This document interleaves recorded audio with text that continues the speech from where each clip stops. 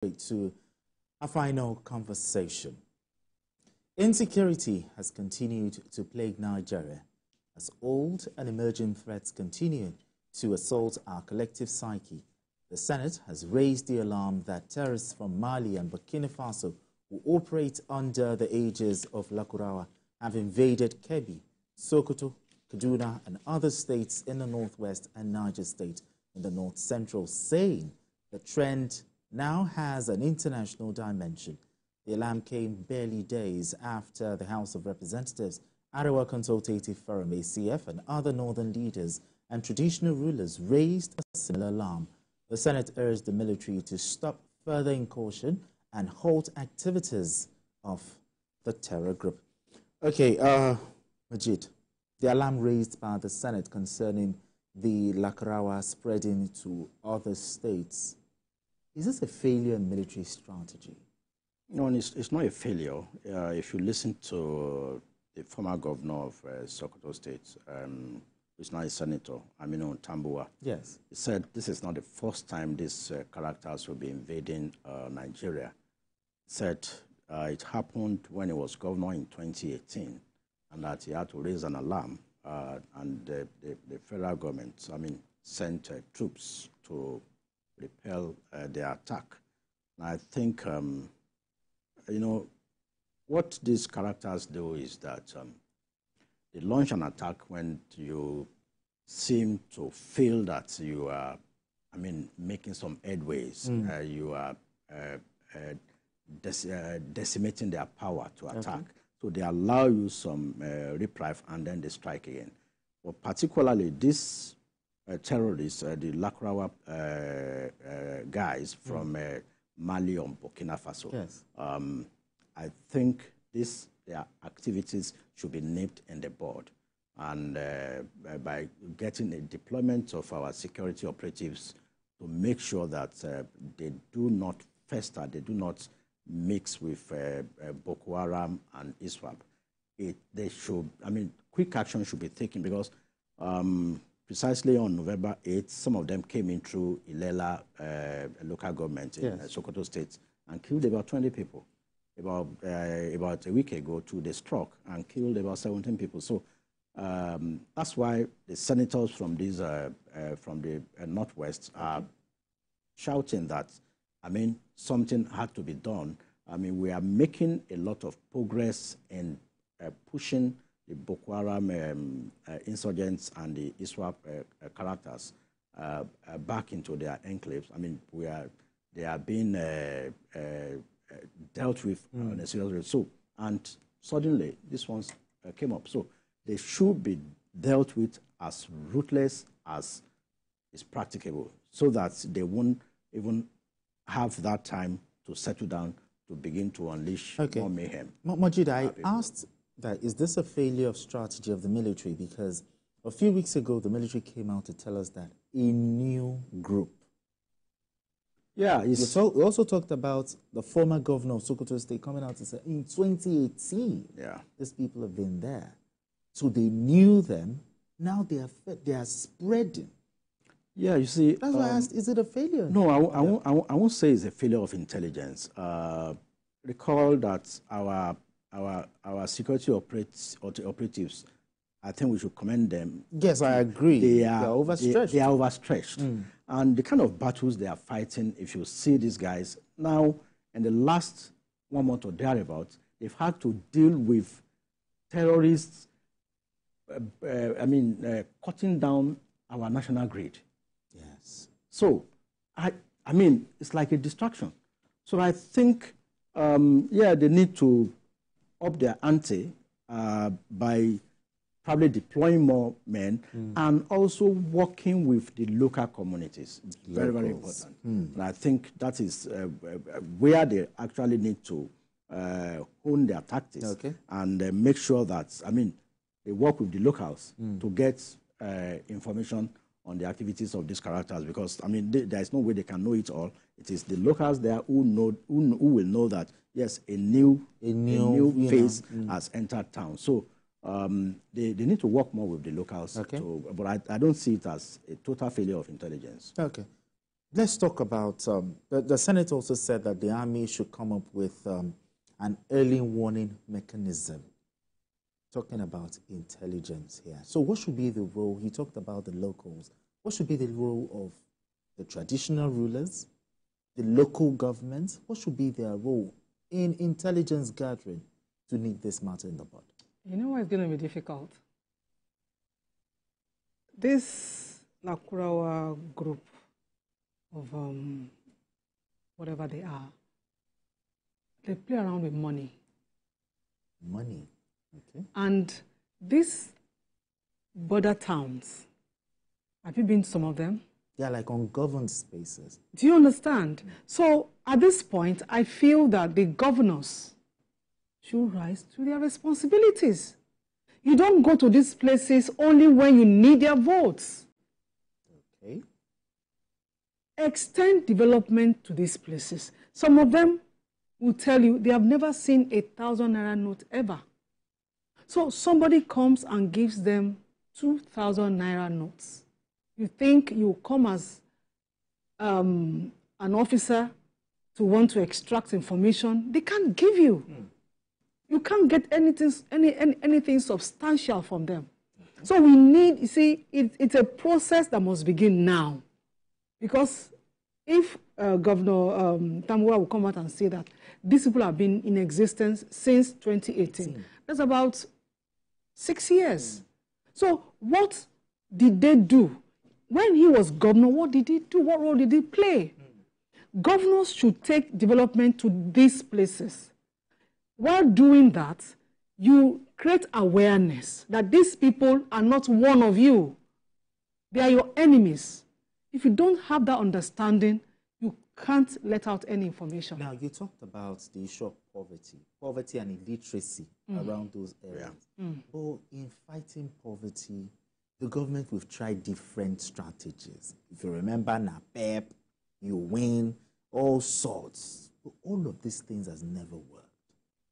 If you're to advise, when it comes to alleviating poverty, most especially in those areas, what would you suggest?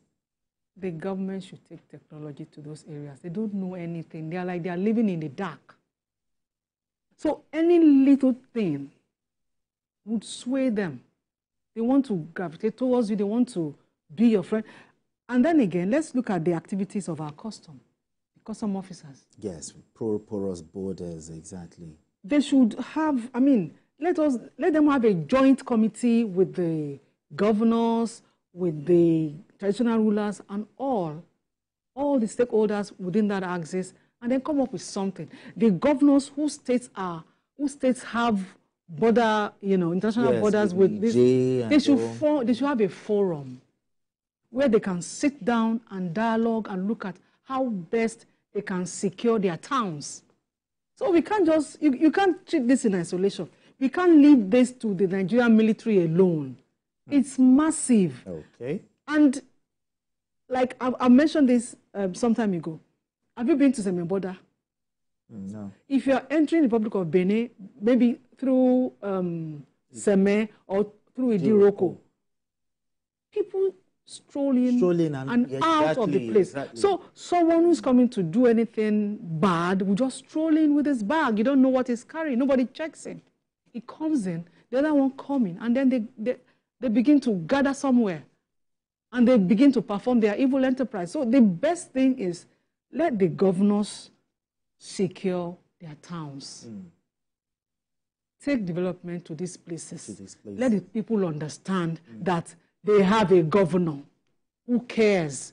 Because the first thing they preach, I remember when Boko Haram was still the in thing in Borno State, there was a young boy who was conscripted into Boko Haram, but I think somehow he was able to come out of it.